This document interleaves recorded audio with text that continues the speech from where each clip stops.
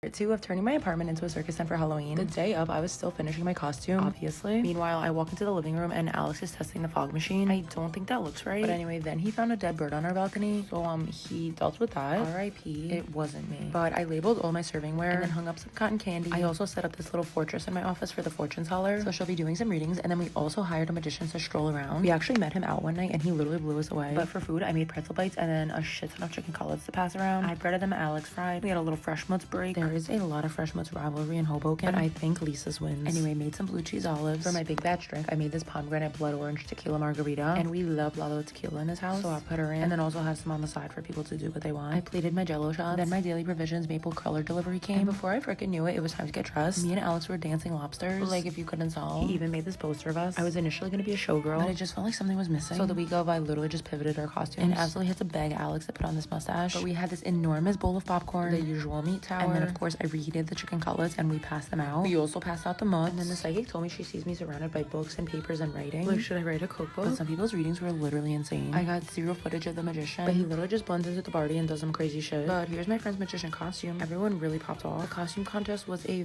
very close call. We had some pretty sick prizes: a Lola blanket, a pan set from Caraway, some Fable wine glasses, an electric fellow kettle, and then some Stanley goodies. But we ended off with some late night glizzies. Video. And then I stayed up until like 5 a.m. cleaning my kitchen and living room because I physically cannot walk into a mess in the morning. And to answer your question, every piece of decoration was down at 10 a.m. the next morning.